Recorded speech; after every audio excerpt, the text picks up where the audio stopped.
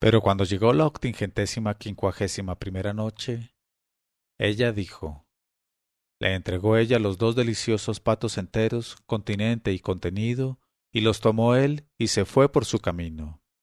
Y esto es definitivamente lo referente a él. En cuanto al esposo de la joven, no dejó de ser exacto de hora, y llegó a su casa a mediodía acompañado de un amigo y llamó a la puerta. Y se levantó ella y fue a abrirles y les invitó a entrar y les recibió con cordialidad. Luego llamó aparte a su marido y le dijo, «¿Hemos matado los dos patos a la vez y resulta que no traes contigo más que a un hombre? Pues si todavía podrían venir 4 invitados más para hacer honor a mi cocina.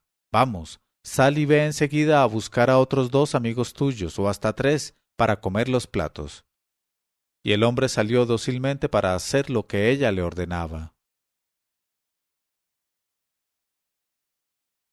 Entonces fue ella en busca del invitado y se presentó a él con el semblante demudado y le dijo con voz temblorosa de emoción: «Oh, ay de ti, estás perdido sin remedio. Por Alá que no debes tener hijos ni familia cuando así vas, cabizbajo, a una muerte segura». Y al oír estas palabras el invitado sintió que el terror le invadía y le penetraba profundamente en el corazón, y preguntó: «¿Qué ocurre, pues, oh mujer de bien? ¿Y qué terrible desgracia es la que me amenaza en tu casa?». Y ella contestó: «Por Alá, ya no puedo guardar el secreto. Sabe, pues, que mi marido está muy quejoso de tu conducta para con él, y te ha traído aquí solo con intención de privarte de tus testículos y reducirte a la condición de eunuco castrado. Y cuando así te veas, quedes muerto o quedes vivo, serás objeto de compasión y lástima». Y añadió: «Mi marido ha ido a buscar a 2 amigos suyos para que le ayuden a castrarte». Al oír esta revelación de la joven, el invitado se levantó en aquella hora y en aquel instante, y de un salto salió a la calle y echó a correr. Y en el mismo momento entró el marido acompañado entonces de 2 amigos.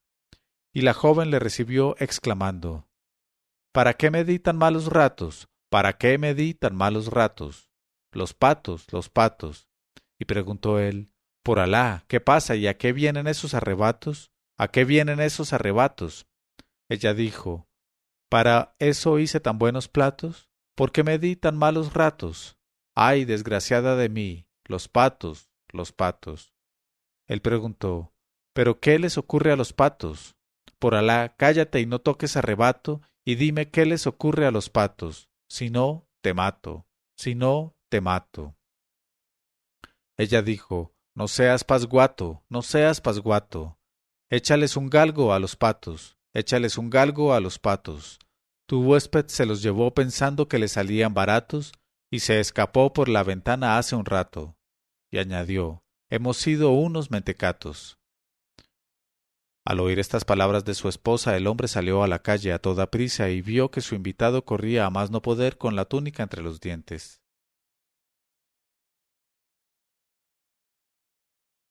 Y le gritó: «Por Alá sobre ti, vuelve, vuelve, y no te lo quitaré todo. Vuelve, y por Alá no te quitaré más que la mitad».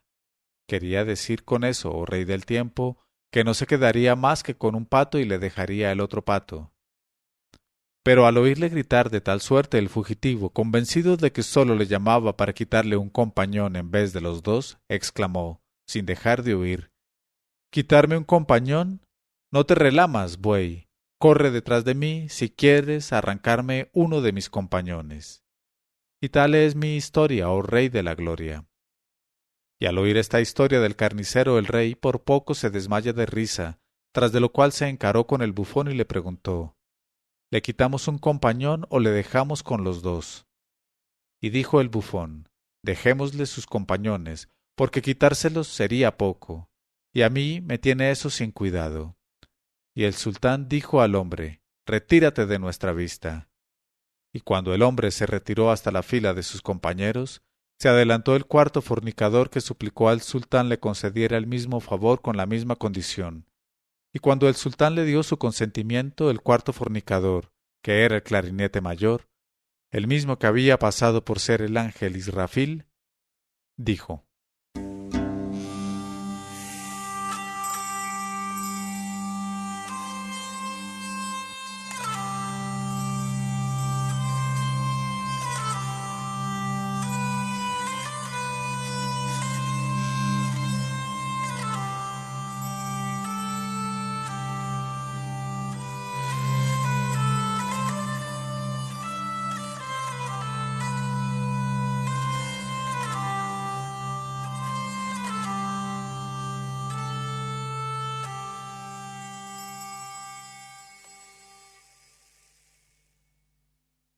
Historia contada por el clarinete mayor.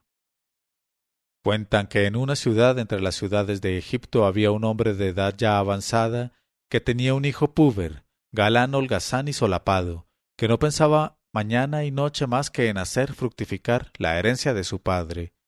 Y el tal hombre de edad, padre del galán, tenía en su casa, a pesar de su mucha edad, una esposa de 15 años que era bella a la perfección. Y el hijo no cesaba de rondar en torno a la esposa de su padre, con intención de enseñarle la verdadera resistencia del hierro y su diferencia de la cera blanda. Y el padre, que sabía que su hijo era un bergante de la peor especie, no sabía cómo arreglarse para poner a su esposa al abrigo de las hazañas del muchacho. Y acabó por creer que la garantía más segura para él sería tomar una segunda esposa además de la primera, de modo que, teniendo dos mujeres, una al lado de otra, se vigilasen una a otra y se precaviesen mutuamente contra las emboscadas del hijo. Y eligió una segunda esposa más hermosa y más joven todavía, y la albergó con la primera, y cohabitó con cada una de ellas alternativamente. Y he aquí que el enamoradizo joven, al comprender la estratagema de su padre, se dijo: «Está bien, por Alá, ahora me comeré un bocado doble». Pero le resultaba muy difícil realizar su proyecto, porque el padre, cada vez que se veía obligado a salir, tenía la costumbre de decir a sus dos jóvenes esposas: «Guardaos bien contra las tentativas del bergante de mi hijo, porque es un libertino insigne que me quita la vida, y ya me ha forzado a divorciarme de 3 esposas anteriores a vosotras. Tened cuidado, tened cuidado». Y las dos jóvenes contestaban: «Wallahi, si alguna vez intentara dirigirse a nosotras con el menor gesto o nos dijera la menor palabra inconveniente, le azotaríamos la cara con nuestras babuchas». Y el viejo insistía diciendo: «Tened cuidado, tened cuidado». Y ellas contestaban: «Sabemos guardarnos nosotras solas, sabemos guardarnos nosotras solas». Y el bergante se decía: «Por Alá, ya veremos si me azotan la cara con sus babuchas, ya lo veremos». Un día, habiéndose agotado la provisión de trigo, el viejo dijo a su hijo: «Vamos al mercado del trigo para comprar un saco o 2». Y salieron juntos, echando a andar el padre delante de su hijo, y las 2 esposas subieron a la terraza de la casa para verlos salir. Y he aquí que en el trayecto se acordó el viejo que no había cogido sus babuchas, que tenía la costumbre de llevarlas en la mano por el camino o de colgárselas al hombro, y dijo a su hijo: «Vuelve enseguida a casa por ellas». Y el tunante volvió a la casa en un vuelo, y divisando a las 2 jóvenes esposas de su padre sentadas en la terraza, les gritó desde abajo: «Mi padre me envía a vosotras con una comisión». Ellas preguntaron: «¿Cuál?». Él dijo: «Me ha ordenado que venga aquí y suba a besaros cuanto quiera a las 2, a las 2». Y ellas respondieron: «¿Qué estás diciendo, oh perro? Por Alá, tu padre no ha podido encomendarte nunca semejante misión, y mientes, oh bribón de la peor especie, oh cochino». Él dijo: «Wallahi, yo no miento». Y añadió: «Voy a probaros que no miento». Y con toda su voz gritó a su padre que estaba lejos: «Oh padre mío, una solamente o las 2, una solamente o las 2». Y el viejo contestó con toda su voz: «Las 2, oh desalmado, las 2 a la vez, y que Alá te maldiga». Claro es, oh mi señor sultán, que el viejo quería con ello significar a su hijo que le llevase las 2 babuchas y no que besase a sus 2 esposas. Al oír esta respuesta de su esposo, las 2 jóvenes se dijeron una a otra: «El tunante no ha mentido. Dejémosle, pues, hacer con nosotras lo que su padre le ha mandado que haga. Y así fue, oh mi señor sultán, como merced a aquella astucia de las babuchas, el bergante pudo subir a ver a las dos truchas y tener con ellas extraordinarias luchas, tras de lo cual llevó a su padre las babuchas. Y desde aquel momento las dos jóvenes quisieron besarle la boca en ocasiones muchas, diciéndole escucha, escucha. Y las pupilas del viejo no vieron nada porque estaban papuchas. Y tal es mi historia, oh rey, lleno de gloria. Cuando el rey hubo oído esta historia de su clarinete mayor, llegó al límite del júbilo y le concedió la indulgencia plenaria que pedía para sus testículos. Luego despidió a los 4 fornicadores diciéndoles: ante todo besad la mano a mi fiel servidor, a quien habéis engañado, y pedidle perdón. Y contestaron ellos con el oído y la obediencia, y se reconciliaron con el bufón, y desde entonces vivieron en las mejores relaciones con él. Y él hizo lo propio. Pero, continuó Sherazada, es tan larga la historia de la malicia de las esposas, oh rey afortunado, que prefiero contarte por el pronto la maravillosa historia de Alí Baba y los 40 ladrones.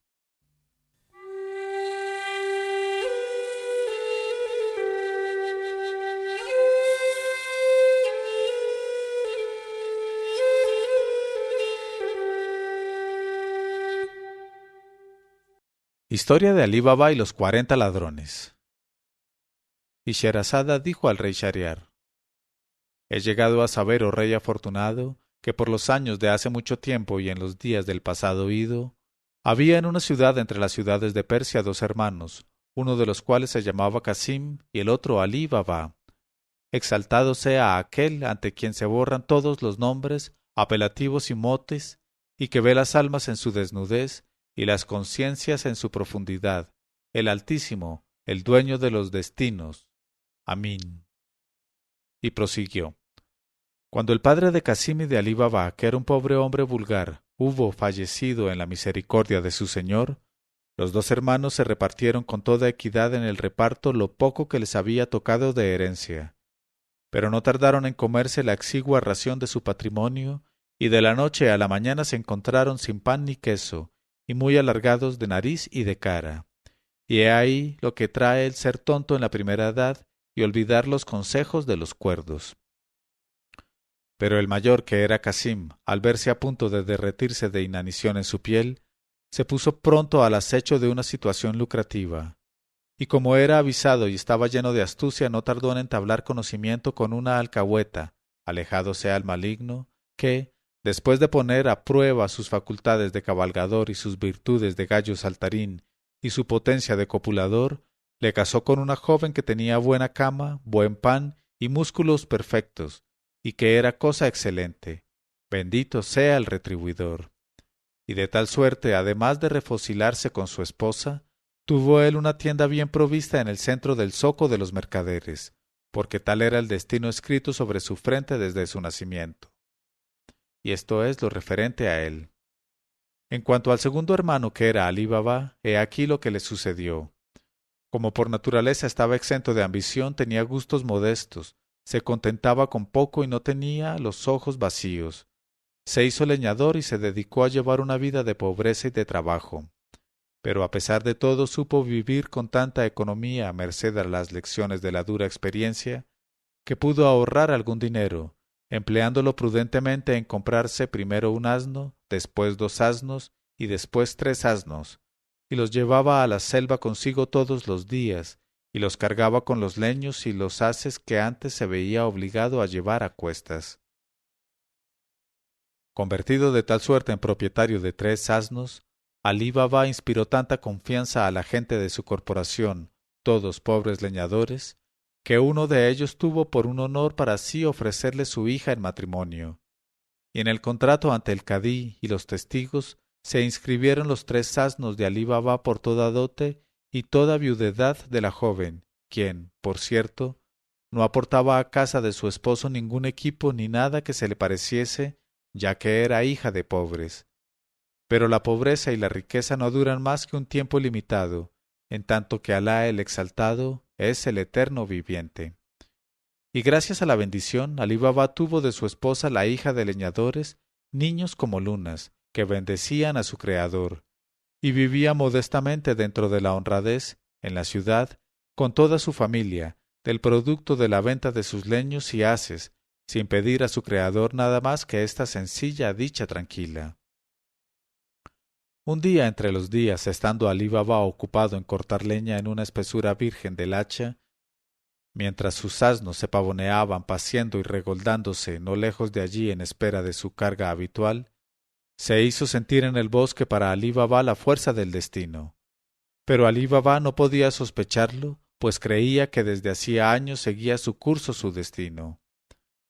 Fue primero en la lejanía un ruido sordo que se acercó rápidamente hasta poderse distinguir con el oído pegado al suelo, como un galope multiplicado y creciente. Y Alí Baba, hombre pacífico que detestaba las aventuras y las complicaciones, se asustó mucho de encontrarse solo sin más acompañantes que sus 3 asnos en aquella soledad, y su prudencia le aconsejó que sin tardanza trepase a la copa de un árbol alto y gordo que se alzaba en la cima de un pequeño montículo y que dominaba toda la selva, y apostado y escondido así entre las ramas, pudo examinar de qué se trataba. Hizo bien, porque apenas se acomodó allí divisó una tropa de jinetes armados terriblemente, que avanzaban a buen paso hacia el lado donde se encontraba él, y a juzgar por sus caras negras, por sus ojos de cobre nuevo, y por sus barbas separadas ferozmente por en medio en 2 alas de cuervo de presa, no dudó de que fuesen ladrones, salteadores de caminos de la más detestable especie. Cuando estuvieron muy cerca del montículo abrupto donde Alí Baba, invisible pero viendo, se había encaramado, echaron pie a tierra a una seña de su jefe, que era un gigante, desembridaron sus caballos, colgaron al cuello de cada uno un saco de forraje lleno de cebada, que llevaban a la grupa detrás de la silla, y los ataron por el ronzal a los árboles de los alrededores. Tras de lo cual cogieron los zurrones y se los cargaron a hombros. Y como pesaban mucho aquellos zurrones, los bandoleros caminaban agobiados por su peso. Y desfilaron todos en buen orden por debajo de Alí Baba, que los pudo contar fácilmente, y observar que eran 40, ni uno más, ni uno menos. En este momento de su narración, Sherazada vio aparecer la mañana y se calló discretamente.